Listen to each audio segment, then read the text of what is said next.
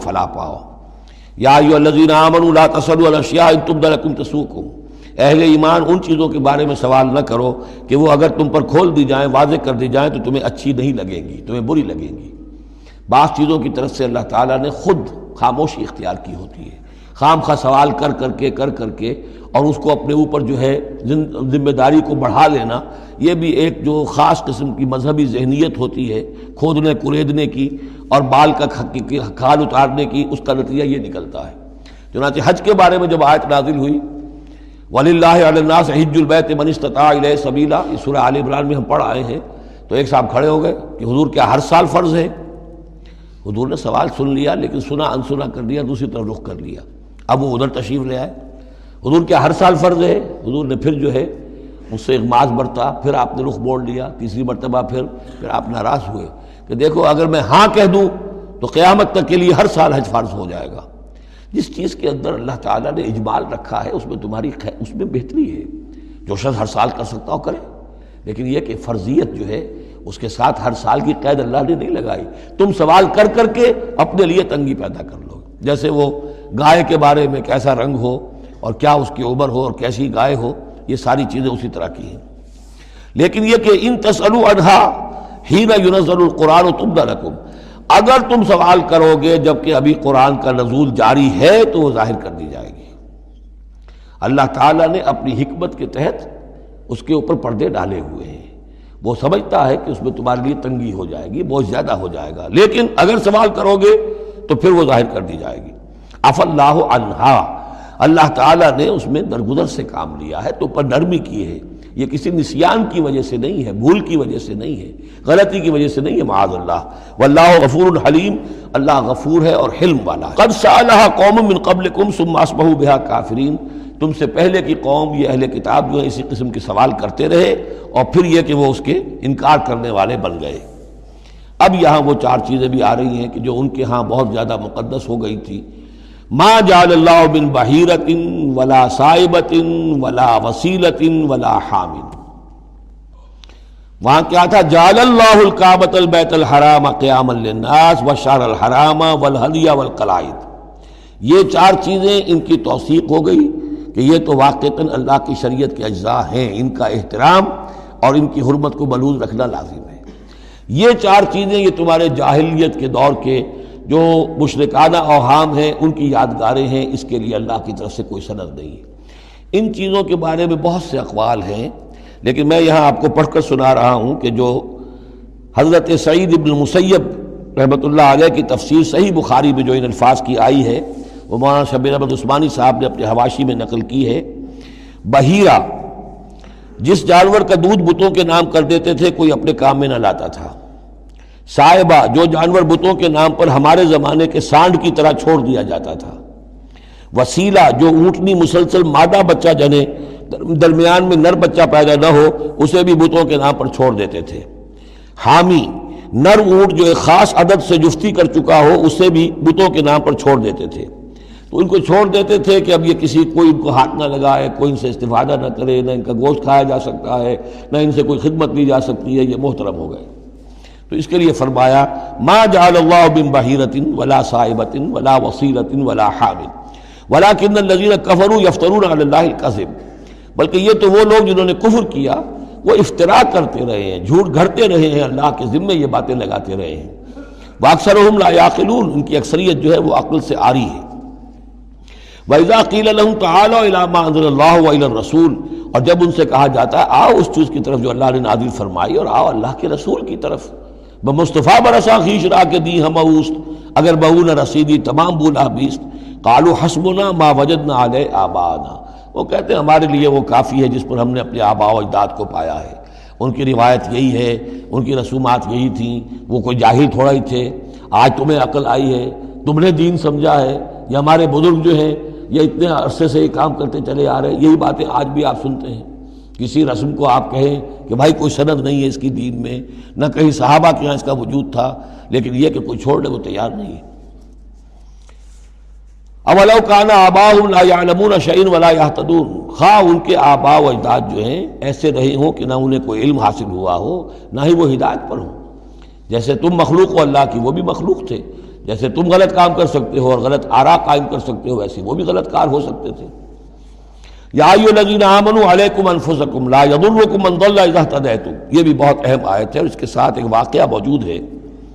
لفظی ترجمہ یہ ہے کہ اے لوگو، اے وہ لوگو جو ایمان لائے ہو، تم پر ذمہ داری ہے صرف اپنی جان کی، اپنی ذات کی۔ لا یضرکم من ضل، جو گمراہ ہو جائے کوئی اور وہ تمہیں کوئی نقصان نہیں پہنچا سکتا۔ اذا اہتدیتم، جبکہ تم ہدایت پر ہو۔ الی اللہ مرجعکم جمیعا فینبئکم بما کنتم تعملون، اللہ ہی کی طرف تم سب کو لوٹ کر جانا ہے اور وہ تمہیں بتا دے گا جو کچھ کہ تم کرتے رہے تھے۔ اس آیت کا ایک غلط مفہوم جو ہے وہ دور صحابہ ہی میں سے بعض لوگوں نے نکال لیا کہ دعوت اور تبلیغ کی کوئی ذمہ داری نہیں ہے، ہر ایک پر ذمہ داری اپنی ہے، کوئی کیا کرتا ہے اس سے مجھے کیا بحث۔ دیکھو قرآن میں لکھا ہوا یا ایھا الذین آمنوا علیکم انفسکم، مجھے اپنا عمل درست رکھنا ہے، باقی کوئی اور غلط کام کرتا ہے میں خام خواہ اسے روکوں ٹوکوں ناراضی مول لوں، نہی عن المنکر امر بالمعروف، اس کی کوئی ذمہ داری نہیں ہے۔ قرآن کہہ رہا ہے علیکم انفسکم لا یضرکم من ضل اذا اہتدیتم، اگر تم ہدایت کے اوپر ہوگے، صحیح راستے پر ہوگے تو کوئی کتنا ہی گمراہ ہو جائے اس کا تمہیں کوئی نقصان نہیں۔ تو حضرت ابوبکر رضی اللہ تعالیٰ عنہ نے پھر خطبہ دیا باقاعدہ کہ لوگوں میں دیکھ رہا ہوں کہ تم اس آیت کا مطلب غلط سمجھ رہے ہو۔ مطلب تو یہ ہے کہ تمہاری ساری تبلیغ اور کوشش امر بالمعروف نہی عن المنکر کے باوجود کوئی شخص گمراہ رہتا ہے تو اس کا تم پر کوئی وبال نہیں۔ یہ بار بار ہم پڑھ چکے ہیں۔ لا تسألوا عن اصحاب الجحیم، اے نبی آپ سے کوئی باز پرس نہیں ہوگی جہنمیوں کے بارے میں کہ یہ کیسے ہو گیا ہے محمد کہ ہم نے آپ کو بھیجا اور پھر بھی یہ قوم جو ہے جہنم میں چلی گئی۔ لیکن جہاں تک دعوت، تبلیغ، نصیحت، نہی عن المنکر، امر بالمعروف، یہ فرائض میں سے ہے، یہ فرض ساقط نہیں ہوتا اس آیت کی روح سے، بلکہ تمہاری ساری کوشش کے باوجود کوئی شخص ہے، والد ہے، بچہ فرض کیجئے اس کا کہیں آوارہ ہو گیا ہے، اپنی امکانی حد تک کوشش کیے جا رہا ہے، نہیں بچہ راستے پر آ رہا، تو ظاہر بات ہے کہ اللہ کے ہاں اگر اس نے پوری کوشش کی ہے، جد و جہد کی ہے، کوئی کوتاہی نہیں چھوڑی ہے اس میں، تو اب اس کا وبال اس پر تو نہیں آئے گا، لیکن اپنا فرض ادا کرنا لازم ہے۔ یا ایھا الذین آمنوا علیکم انفسکم لا یضرکم من ضل اذا اہتدیتم الی اللہ مرجعکم جمیعا فینبئکم بما کنتم تعملون، تو تم سب کو لوٹ کر جانا ہے اللہ ہی کی طرف اور پھر وہ تمہیں جتلا دے گا جو کچھ کہ تم کرتے رہے تھے۔ یا ایھا الذین آمنوا شہادۃ بینکم اذا حضر احدکم الموت حین الوصیۃ اثنان ذوی عدل منکم، اہل ایمان تمہارے مابین شہادت کا نصاب، جبکہ تم میں سے کسی کی موت کا وقت آ جائے اور وہ وصیت کر رہا ہو تو دو معتبر اشخاص کا ہونا چاہیے۔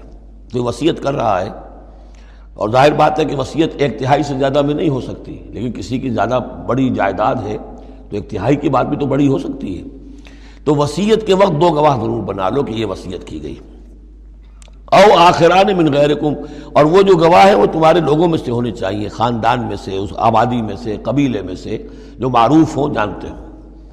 او آخران من غیرکم، لیکن ایک شکل ہو سکتی ہے ان انتم ضربتم فی الارض، اگر تم زمین میں سفر پر نکلے ہوئے ہو اور وہاں موت کی، فاصابتکم مصیبت الموت، وہاں سفر کی حالت میں تم پر موت کا یہ واقعہ جو ہے یہ واقع ہو جاتا ہے، یہ مصیبت موت واقع ہو جاتی ہے، اس صورت میں او آخران من غیرکم، تو دو گواہ ہو سکتے ہیں، وہ تمہارے غیر بھی ہو سکتے ہیں، کسی غیر قوم کے، غیر قبیلے کے، لیکن یہ کہ بہرحال جب عام حالات میں اپنے گھر میں، اپنی بستی میں، اپنے خاندان ہی میں رہتے ہوئے جب کہ کوئی شخص انتقال کر رہا ہے تو اسے وصیت میں گواہ اپنے لوگوں میں سے، رشتہ داروں میں سے، قرابت داروں میں سے دو معتبر آدمیوں کو بنانا چاہیے۔ تحبسونہما من بعد الصلاۃ، اب اس کے بعد جب یہ کہ اس کا انتقال ہو گیا تو اب یہ کہ وصیت کا مسئلہ آئے گا، لوگ پوچھیں گے کیا واقعی یہ وصیت جو ہے اس شخص کی ہے؟ تو اب ان دونوں کو روکو، کھڑا کرو، من بعد الصلاۃ، نماز کے بعد، مسجد ہے، نماز پڑھی ہے، اب وہ دونوں کھڑے ہو جائیں، فیقسمان باللہ، پھر انہیں چاہیے کہ اللہ کی قسم کھائیں، ان ارتبتم، اگر تمہیں کوئی ان کے بارے میں شک ہو کہ کہیں یہ وصیت کو بدل نہ دیں، کہیں ان سے غلطی نہ ہو جائے، تو ان سے قسم کھلوا لو، حلف کی بنیاد پر وہ اپنا جو ہے وہ وہاں پر شہادت دیں گے، اور پھر انہیں کہنا چاہیے لا نشتری بہ ثمنا، ہم اس کی کوئی قیمت وصول نہیں کریں گے، کوئی ناجائز فائدہ اس سے نہیں اٹھائیں گے، ولو کان ذا قربا، چاہے کوئی قرابت داری کا معاملہ ہو، کسی کے حق میں ہم کوئی ناانصافی نہیں کریں گے۔ ولا نکتم شہادت اللہ، اور نہیں ہم چھپائیں گے اللہ کی گواہی کو۔ اب گواہی جو ہے اتنی عظیم شے ہے کہ شہادت اللہ کہا گیا، اللہ کی گواہی، اللہ کی طرف سے امانت ہے۔ انا اذا لمن العاصمین، اگر ہم ایسا کریں گے تو ہم یقیناً گناہ گار ہوں گے۔ فإن عثر علی انہم استحقا اسما، پھر اگر یہ خبر ہو، یہ شک ہو، یہ اطلاع ملے کہ ان دونوں نے تو گناہ کمایا ہے، جھوٹ بولا ہے، حلفیہ بیان بھی غلط دیا ہے، وصیت میں ترمیم کی ہے، وصیت کو بدل دیا ہے، اس کے باوجود کہ نماز کے بعد حلف اٹھا کر یہ بات کر رہے ہیں۔ آخر انسان ہے، ہر معاشرے میں ہر طرح کا انسان ہر وقت موجود رہتا ہے۔ فآخران یقومان مقامہما، تو اب دو اور لوگ کھڑے ہوں جو کہ ان کی جگہ پر اب کھڑے ہوں، من الذین استحق علیہم العریان، کہ جن کے حق کو تلف کیا ہے ان پہلوں نے، وہ کھڑے ہوں گے اب کہ ہمارا حق یہ لوگ تلف کر رہے ہیں، وصیت کے اندر انہوں نے خیانت کی ہے۔ فیقسمان باللہ، اب وہ قسم کھائیں گے اللہ کی، لشہادتنا احق من شہادتہما، ہماری گواہی زیادہ حق ہے، برحق ہے، صحیح ہے، درست ہے ان کی گواہی سے، وما اعتدینا، اور ہم نے ہرگز کوئی زیادتی نہیں کی ہے، انا اذا لمن الظالمین، یقیناً اس صورت میں ہم ظالم ہوں گے۔ ذالک ادنا، یہ طریقہ کار قریب تر ہے اس سے، ان یاتوا بالشہادۃ علی وجہہا، کہ لوگ شہادت کو بالکل صحیح فیس ویلیو پر پیش کریں، کیونکہ انہیں یہ معلوم ہوگا کہ ہم نے جھوٹی قسم کھا بھی لی، تب بھی جو دوسرا فریق ہے وہ بھی اگر قسم اٹھا گیا تو ہماری وہ جھوٹی قسم جو ہے وہ بھی ضائع ہو جائے گی، لہذا وہ پھر اس کی ہمت نہیں کریں گے۔ یہی معاملہ ہے کہ جو آئے گا، اگر کوئی کسی شخص کو اپنی بیوی کے اوپر شک ہے، شک کیا اس نے دیکھا ہے بدکاری کرتے ہوئے، تو وہ اگر 4 مرتبہ قسم کھا کر کہے کہ جو میں کہہ رہا ہوں میں نے دیکھا ہے اور اس نے یہ بدکاری کی ہے، تو وہ 4 گواہوں کے برابر ہو جائے گی ایک شخص کی گواہی۔ لیکن یہ کہ اس کا جواب بھی یہ ہے کہ بیوی بھی اگر 4 مرتبہ قسم کھا کر کہہ دے کہ یہ جھوٹ بول رہا ہے، مجھ پر تہمت لگا رہا ہے، تو اس کی جو گواہی ہے وہ ساقط ہو جائے گی۔ تو یہ دونوں طرف سے اللہ تعالیٰ نے بیلنس کیا ہے کہ تاکہ یہ دونوں امکانات موجود رہیں۔ ذالک ادنی ان یاتوا بالشہادۃ علی وجہہا، یہ قریب تر ہے، اس سے مناسب تر ہے کہ لوگ گواہی جو ہے وہ صحیح شکل میں پیش کریں، اور یخافوا ان ترد ایمان بعد ایمانہم، کہ انہیں یہ خوف رہے کہ قسمیں جو ہیں لوٹا دی جائیں گی، الٹی کر دی جائیں گی ان کی قسموں کے بعد۔ واتقوا اللہ واسمعوا، اور ڈرتے رہو اور سنتے رہو اور سن رکھو، واللہ لا یہدی القوم الفاسقین، اللہ ایسے فاسقوں کو ہدایت نہیں دیتا۔